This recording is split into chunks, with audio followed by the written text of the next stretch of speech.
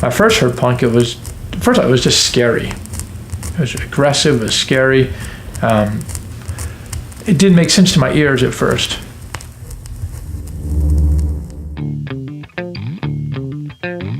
I really wanted to be a part of a community that challenged conventional thinking.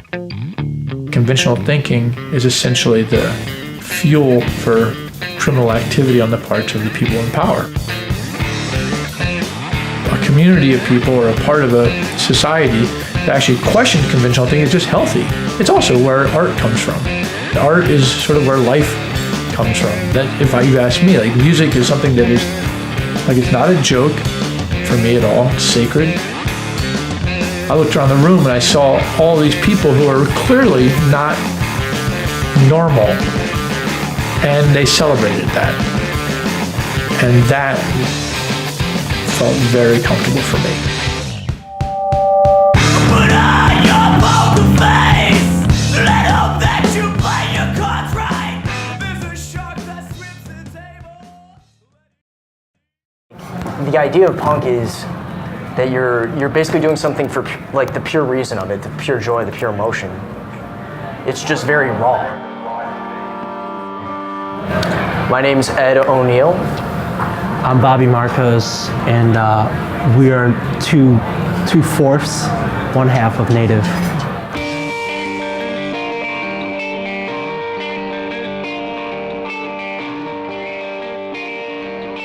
It is very much a subculture. It always has been. I mean, if you kind of like, if you look historically, like DIY really starts in the 80s in Washington, D.C. with the kids that were, 15, 16 years old who really couldn't get into bars unless there was some kind of special arrangement. That's where this came from, because they were getting marked with X's to indicate that they couldn't drink. We were under 18, which meant a lot of us couldn't get into clubs anyway. At the time, drinking age for beer and wine was 18 in the city. So we just did our own thing. And also we were laughed at, because people in 1979 were like, too late, punk's dead.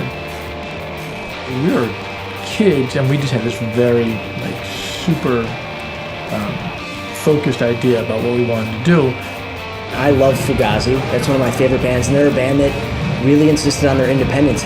They just did it because that was their moral, conscious way of doing things, so that they always had integrity and control of their band. For me, punk is the free space. It's the place where new ideas can be presented without being reliant on profit. It seems really clear to me. And it's been called blues and jazz and folk and hip hop and beat, and it's been called poetry slams, or it's been called, whatever art movement. That's the same thing. It's just basically the place where ideas trump profit. It's very unpolished and very, not guided. And that's the great thing about it, is that even if you don't like it, at least it's in its real form.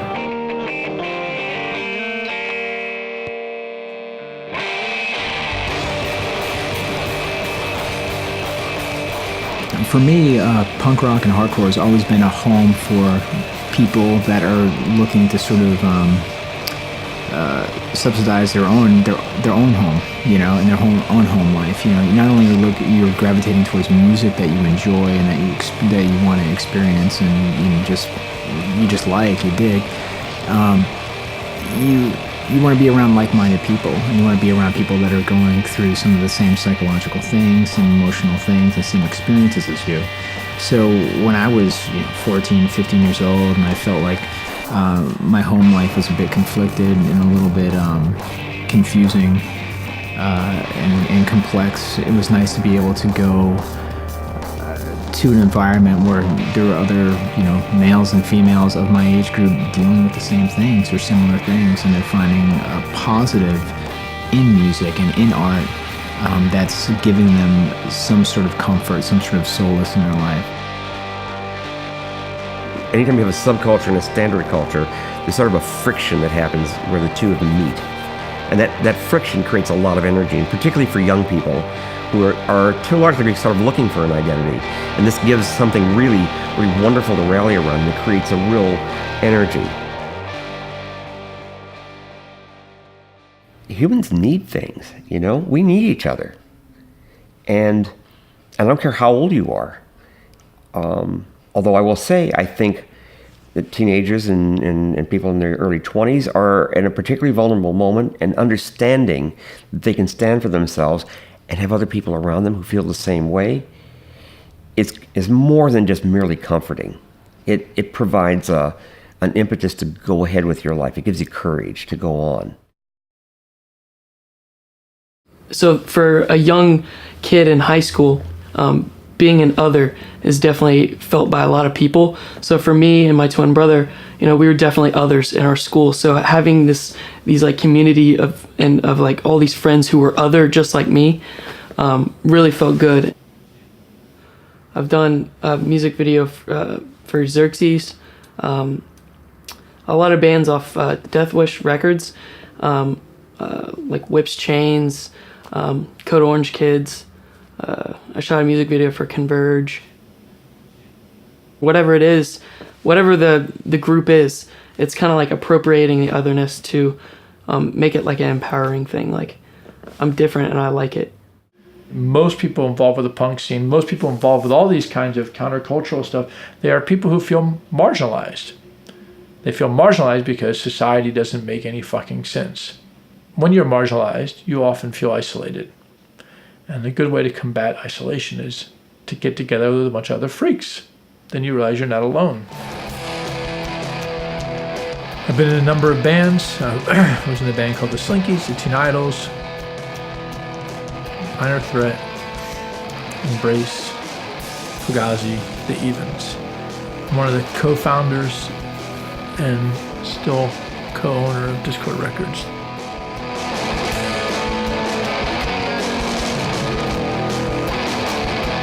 There's no blanket way of looking at the sort of moral and ethical foundation for this world and the do-it-yourself ethic. I mean, you pretty much said it. You do it yourself.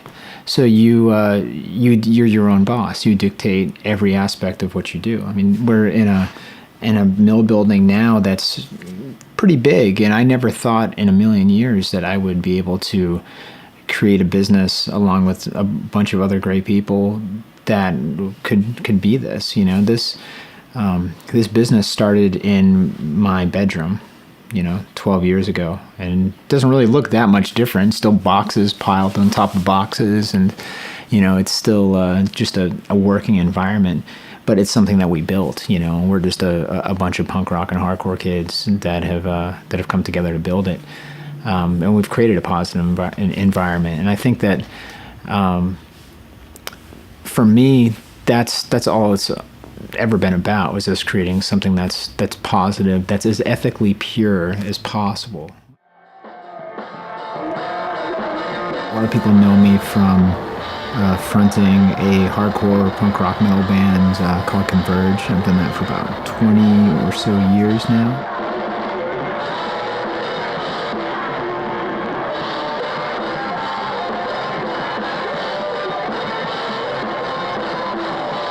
I also co-own the record label Death Wish. That's where we're speaking today. I create fine art. I create silkscreen prints. I do a wide variety of things that are just say utilizing my creative aspects of my brain.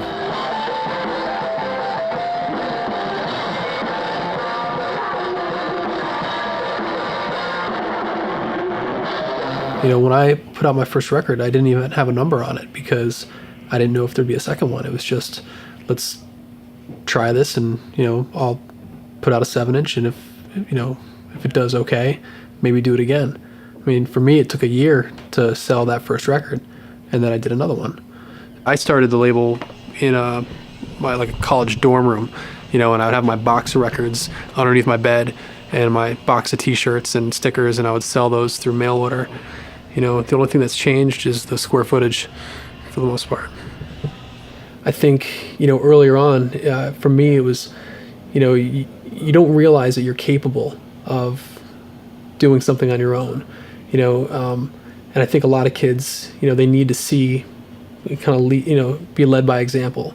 We've been in this office now about actually going on 6 years, and it's just gotten tighter and tighter. So we just kind of shuffle around. I mean, when we moved into this space, it was twice as big as our last office, and we didn't know if we were going to need all that space. Fast forward 6 years, and we're tripping over things. Since it's such a factor in the hardcore punk subculture, where people are so motivated to do their own projects, I think early on for me watching that was eye-opening. It made me realize, like, no, I can put out a record if I want to. I don't have to go to like a big record label. Like, I can just do something and do it out of my bedroom. Part of what DIY is really about is the idea that you should be really proud of what you have locally and to support your local scene and to really support the growth of that local scene.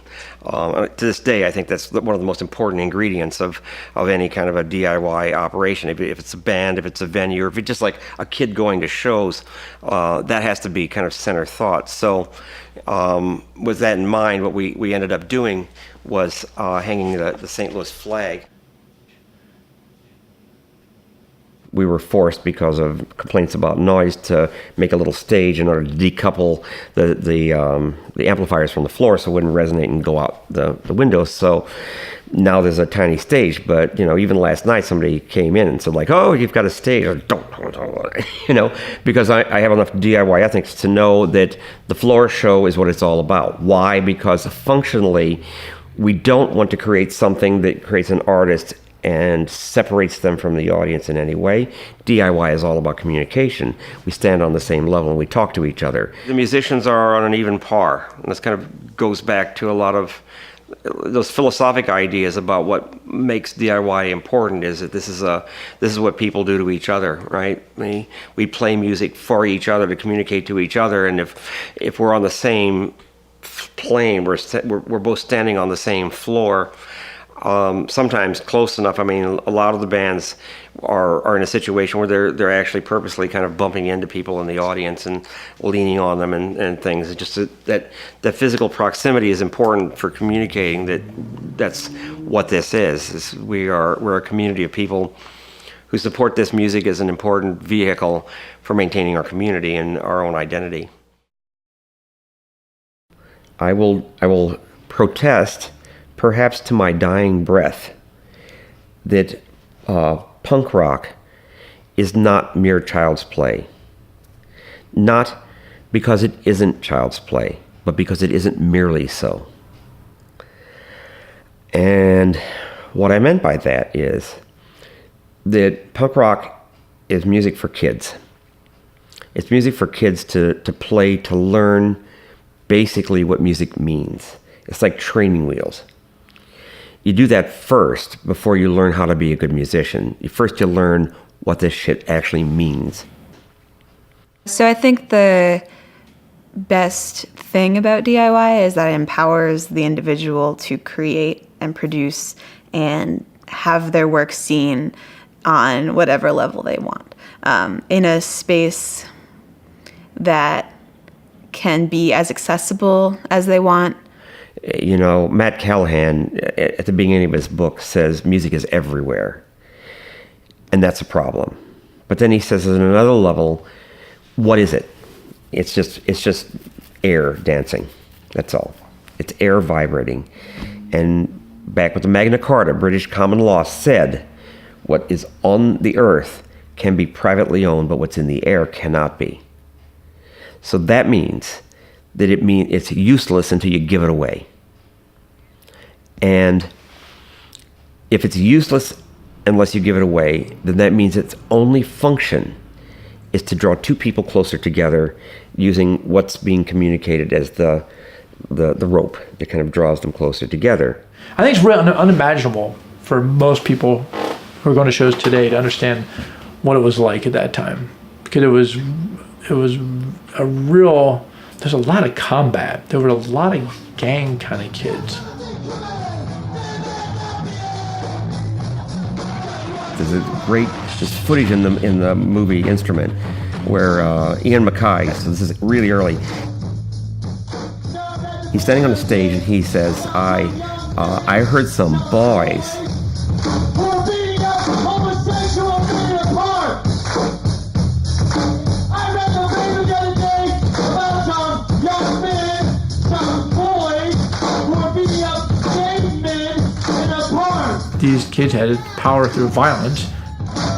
Let me tell you now, I don't give a fuck what you are, And I said, it's not okay. but you do not beat up people for being gay. You do not beat up people for being black.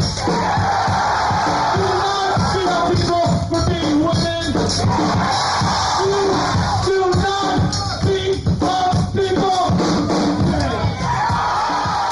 You do not put anyone down. That's, I mean, like, that's a kind of an encapsulated mantra of DIY. That's what DIY is supposed to be about. It's supposed to be that community that doesn't put anyone down. Everyone belongs. And you invite everyone to belong.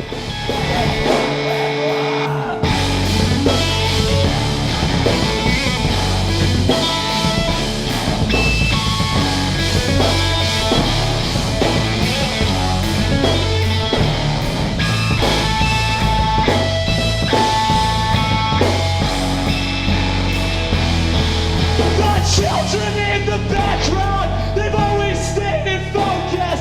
The camera can never do its justice. And I'm still sitting to my stomach about it. The ambition was far too old for you to even know. And the light was like expression, and all of the attention was never wanted in the first place. I've always had the dark clouds above my head.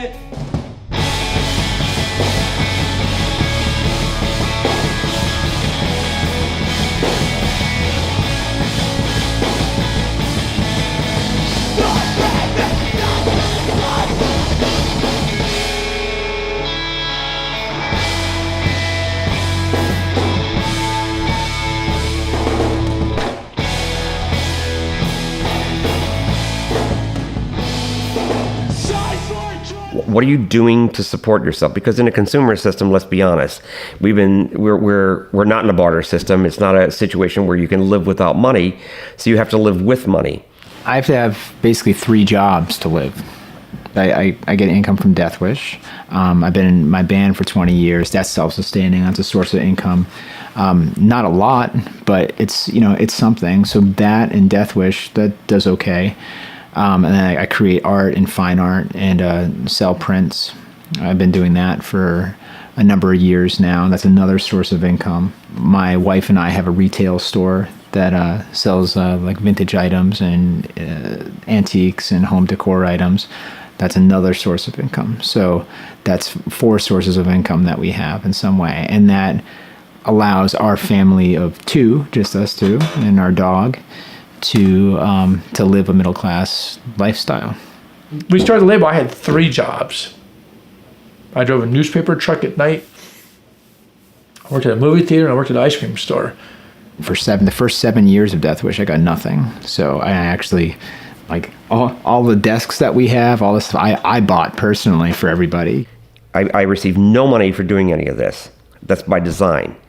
If it stays that way, then this venue maintains a DIY ethic. It says that we're here to serve music and not to serve anything else.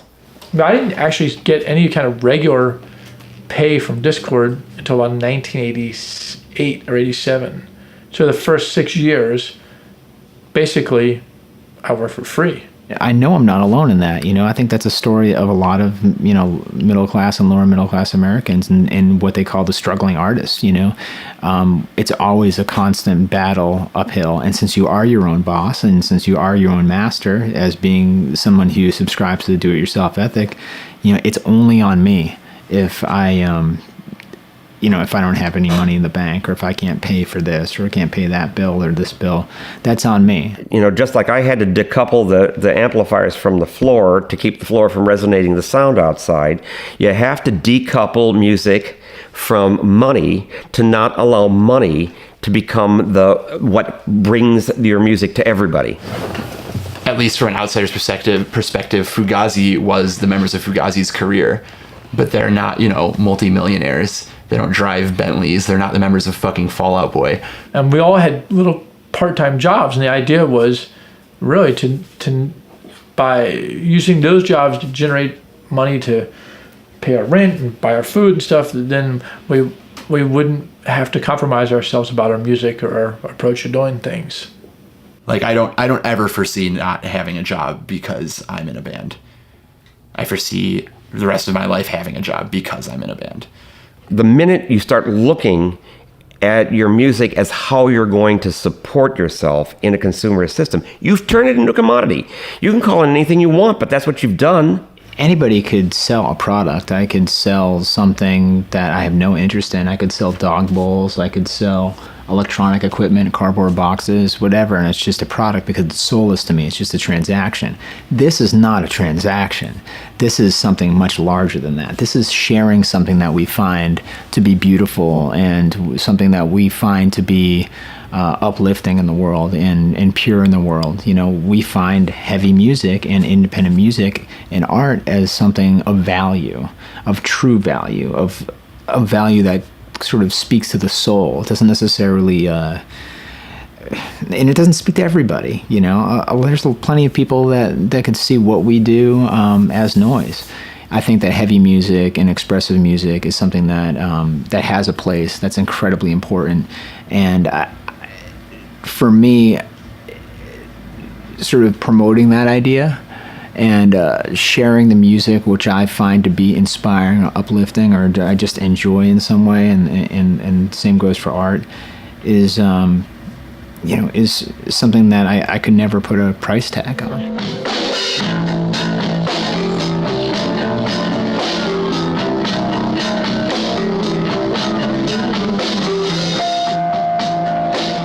To me, it's a noble cause.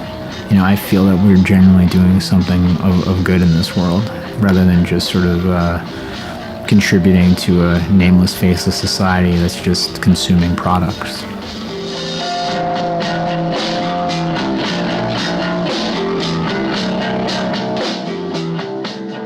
Commodity is so much of focus of what a consumerist system is all about that everything becomes a commodity, and then the artwork becomes a commodity. And as soon as the artwork becomes a commodity, you have to recognize that artwork is the expression of an individual, but that expression just became a commodity, which means the emotions of the individual became a commodity, which means the situations that cause those emotions become a commodity, and ultimately the individual is a commodity.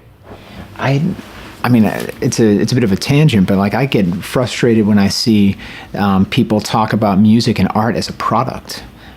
Sure, it's technically a product, I guess, by broad definition, if you're buying and selling sort of replicated things. But to me, it's an offensive term when I think about art and music. Art and music's a pure thing. You buy a record, you buy an album, you're buying someone's blood, sweat, and tears that they put into something. You're opting to contribute, to share to the emotional experience that they've built and that they've encapsulated within their music and their art. So to me, if I see the word product on something, I freak out and make sure that's not there. I'm not into that, and I have to sit down and go, hey, look, this is not a product. This is a lifestyle. This is a labor of love. This is something entirely different. A product is something that you consume and discard in a culture that does far too much of that. And this whole world is not about that whatsoever. As a fan of Converge, they've continued to write interesting music that doesn't stray too far from their style of music, and I feel like that's probably because they really enjoy being in a band together, and they enjoy writing this kind of music and doing it together because it's fun and it's interesting and it's cathartic and just a important thing to them to do is to create music. What we deal in and what we create is not marketable. It's abrasive, heavy, aggressive music, Who is going to put out a record by 4 teenage kids from Washington, D.C. who could kind of play. It wasn't that we weren't on the radar screen. We weren't even anywhere near a radar screen. Like it just didn't exist. You're not gonna like find a random average Joe going like, you know what? I really, really feel like listening to Nelly Furtado, but this 100 Demons record looks really exciting to me, so I'm gonna listen to this instead.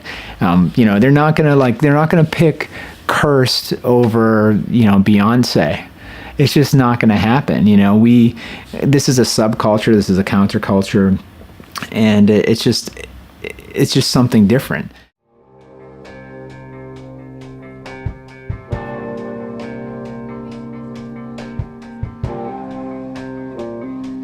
I'm AJ. I'm Casey. We're in Anodes. You feel like when you are there to play music or another band's there to play music, it's on an open, like an unbiased platform. Like people just want to experience the music. They don't want to hear the same thing. They're actually there to hear something new and hear what you're doing. And to me, that's exciting. Like to be able to just, 3 people in a room that are into just hearing something different and what you're wanting to do. And to me, I think that really does open like the whole scene up to, it's not about like a certain type of music. It's about a community of people that want to hear new music. They want to hear new things and just try different ideas. I guess that's a really cool thing. It's just like an unbiased, like artistic platform that you can express yourself on. The big thing, like the difference between DIY and not DIY is gonna be just the fact that like your DIY venues, they're not in it to make like a profit. But it's tough because you still need an economic base to be able to sustain independent music. It works for local music and regional music for sure, but to get a band that would be comfortable playing a basement show and having that fun environment, you still got to pay to get them there somehow. And when people have shows in houses, there's people don't really donate as much as they probably should. They don't really think about the economics of those things. So there are like 3 different really significant DIY bands that all complain exactly the same thing. And this all happened summer before last. That they're playing DIY venues, filling up basements, and then the kids that are running it actually hand them a $20 bill. It's like, guys, that's not what it's all about. These bands are touring, they have expenses, gas is extremely expensive, and you need to give it to them. You need to give them everything they need in order to keep going.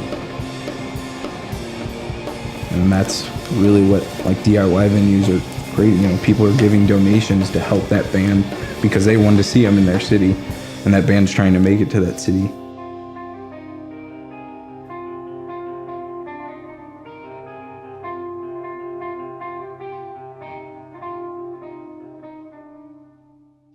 Summer camp was a house in Chicago that me and about 5 other people started.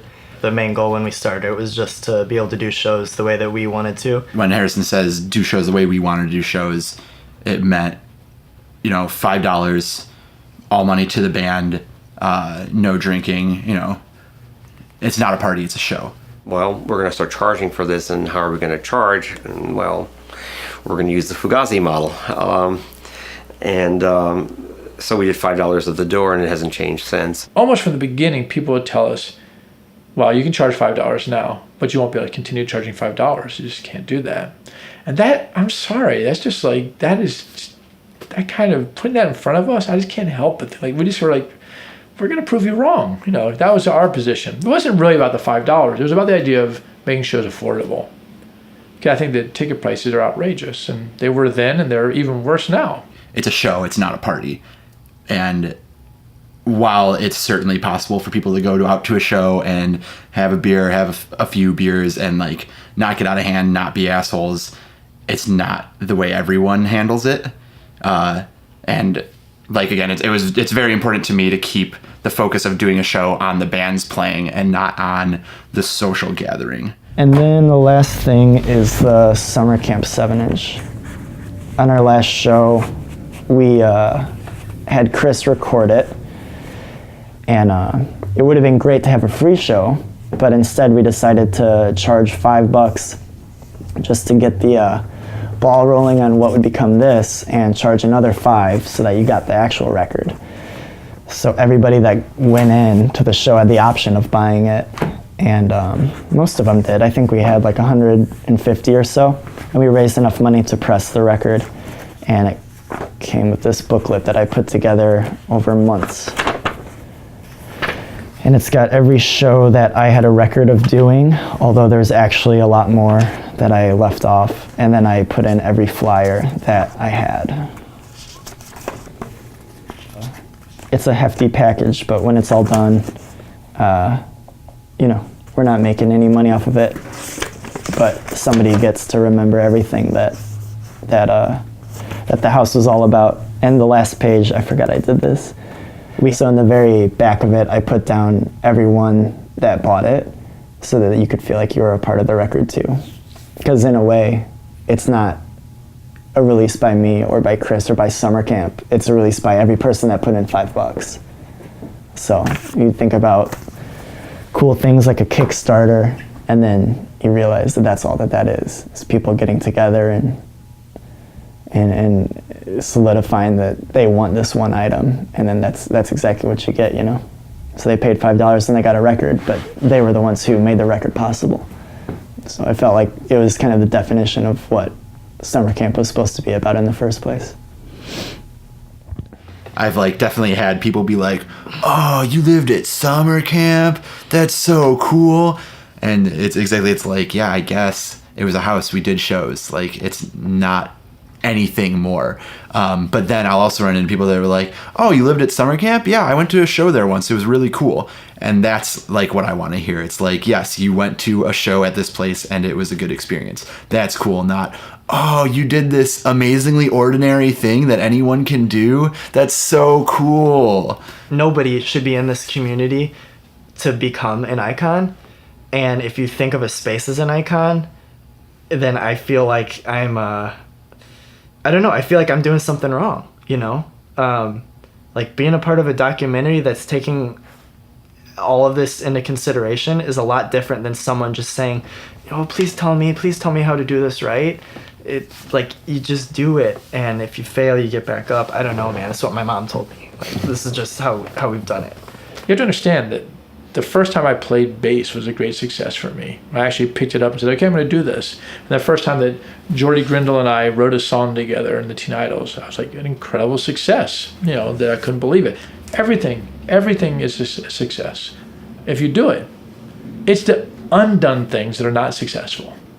You might not think that going to your local VFW show is going to be, you know, worthwhile or good, but it is, and you're going to see the beginnings of something beautiful and amazing.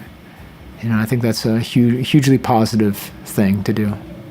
That's empowering them to have the idea that not only can their work be shown, but they can like make art and people care about it, you know, and that inspires like a whole life track of positive change. That whole idea of being punk or DIY, the great thing is that it makes anybody realize that they can do it too. It doesn't have to take like a ton of work or like a ton of schooling or anything. It's just, you can do it too. What happens if you happen to be 16 at this very moment as we're watching this whole version of DIY start to decline? You know, what happens if it doesn't just kind of go gradually? What happens if we're all sitting here a year from now and say, "What the hell happened? Shit, they're all gone. What the hell happened?" Do you really think a 16-year-old is going to say, "Well, that was nice. I guess I'll go listen to, techno now"? I really don't think so. I really think that 16-year-old is going to sit there and say, like, "Well, fuck. I guess I got to do it now."